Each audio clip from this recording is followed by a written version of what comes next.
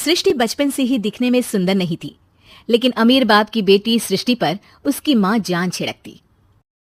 मेरी बेटी कितनी प्यारी है, भगवान सबको सृष्टि जैसी बेटी दे। सृष्टि धीरे धीरे बड़ी होती है। एक दिन सृष्टि की सहेली कहती है, तू दिखने में कितनी अजीब सी है, लेकिन मैं जानती हूँ हम सब में सबसे अच्छी शादी तो तेरी ही होगी। तेरे पापा अमीर जो है। और बता नहीं सकते यार, दहेज तो हर कोई देता है, ये क्या ज्यादा ले जाएगी अपने पति के लिए? अरे बड़े शहर में कोठी है इसके पापा की। अरे पापा की है ना, कौन सी इसकी है? इसकी होती तब तो कोई भी लड़का इससे शादी कर लेता। अरे पापा की मतलब पापा की है तो मेरी ही है ना? किसने कहा? अब तेरी तो तब होगी ना जब तेरा भाई ना हो। वैसे भी शादी के बाद सारी प्रॉपर्टी भाई के नाम होती है। सृष्टि समझ जाती है कि उसे किसी भी हालत में माँ बाप की सारी प्रॉपर्टी को अपने नाम करना है, लेकिन कैसे? एक दिन सृष्टि का भाई शीनू कहता है, बहन क्या कर रही हैं? तुझसे एक बात करनी है। अरे हाँ हाँ करना, मैं तो तेरी बहन हूँ। बहन मेरी लाइफ में ना एक लड़की है, बहुत अच्छी है। मैं सोच रहा हूँ माँ और पापा से बात करूँ शादी के लिए। सृष्टि को समझ में आ जाता है कि भाई की शादी होते ही भाभी उसे एक दिन भी घर में बर्दाश्त नहीं करेगी। क्या बात है भाई, बताना कौन है वो? यार वो बहुत अच्छी लड़की है, पढ़ी लिखी है, मेरे साथ जॉब भी करती है। बस एक प्रॉब्लम है। प्रॉब्लम? क्या प्रॉब्लम है भाई? यार वो शादीशुदा है, लेकिन उसके पति ने उसे सिर्फ इसलिए छोड़ दिया क्योंकि उसके माँ बाप दहेज नहीं दे पाए। सृष्टि ये सुनकर न जाने क्यों खुश हो जाती है। अरे भाई तो क्या हुआ, लड़की तुझे तो पसंद है ना? शीनू को लगता है कि बहन उसे समझ रही है।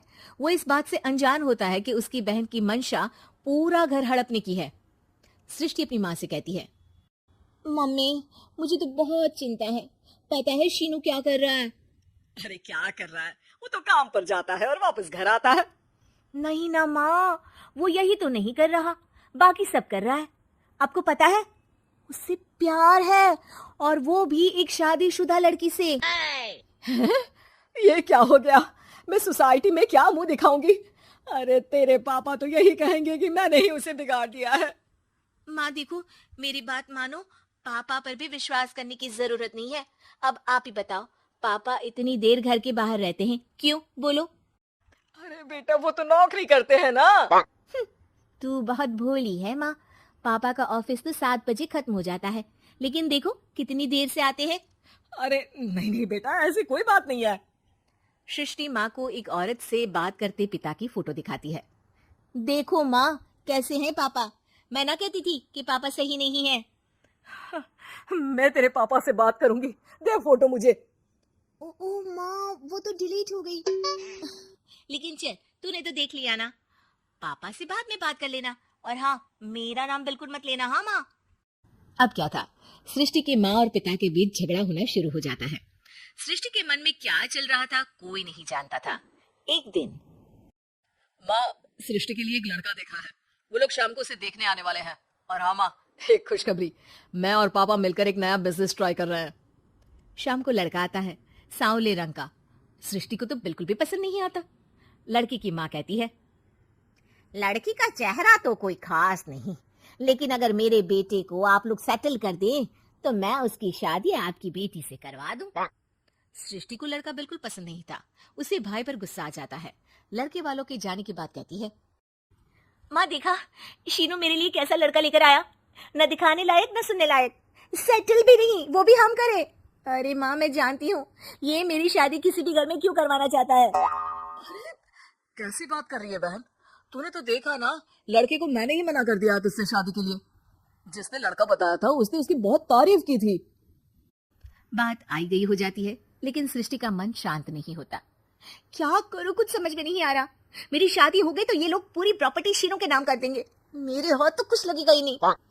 तभी सृष्टि को आइडिया आता है। वो किसी वकील को फोन करती है।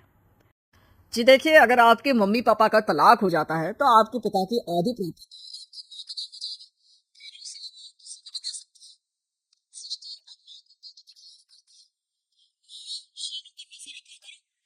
जिस लड़की के प्यार में है ना वो शादीशुदा है, यहाँ आएगी, सारा पैसा, रुपया, जमीन, जायदाद सब भड़प लेगी। पापा का भी हाल तुमसे छुपा नहीं है। ऐसा ना हो कि मैं और आप एक दिन सड़क पर भीख मांगे। हे भगवान, मैं तो जीते जी मर जाऊंगी अगर ऐसा हो गया तो। ऐसा हो गया नहीं माँ, ऐसा ही होगा। अभी समय है, आगे का सोच लो। मैं तो कहती हूँ पापा से आधी प्रॉपर्टी लेकर अलग हो जाओ। पापा की आधी प्रॉपर्टी भी हम लोगों को अगर मिल जाती है ना, तो अगले 7 जन्म सफल समझो। बेचारी माँ बेटी के कहने पर पति से तलाक लेकर अलग हो जाती है। सृष्टि अब पैसों से गाड़ी और अपने दूसरे महंगे शौक पूरे करने लगी। उसके दोस्त भी उसके पैसे इस्तेमाल करते। सृष्टि, कल तुम कहाँ थी? मैं सारा दिन घर पर अकेली थी। तो मैं क्या करूं? मैंने ठेका तो नहीं लिया है ना तुम्हें संभालने का। माँ को सृष्टि से ये उम्मीद नहीं थी। वो बैठकर रोने लगती है। वहीं उसका पति यानी कि सृष्टि के पिता आ जाते हैं। मैं जानता था कि तुम्हारा यही हाल होगा, तो आपने मुझे रोका क्यों नहीं? मैं रोकता तो तुम रुकती क्या? सृष्टि के कहने पर तुमने मुझ पर अपने बेटे पर शक किया, लेकिन तुम ये भूल गई कि कैसे हम दोनों ने मिलकर जीवन में इतना सब खड़ा किया। माँ पति के गले लग जाती है। मुझे माफ कर दीजिए, मैंने आपकी कमाई का एक बड़ा हिस्सा गवा दिया। कोई बात नहीं, तुम साथ हो तो मैं ऐसी 7 प्रॉपर्टी खड़ी कर दूंगा। तभी वहां सृष्टि आ जाती है रोते हुए। माँ, मयंक ने मुझे छोड़ दिया। वो बोल रहा था जब तक मेरे पास पैसे थे तब तक ही वो मेरे साथ था। पापा, माँ, मुझे माफ कर दीजिए।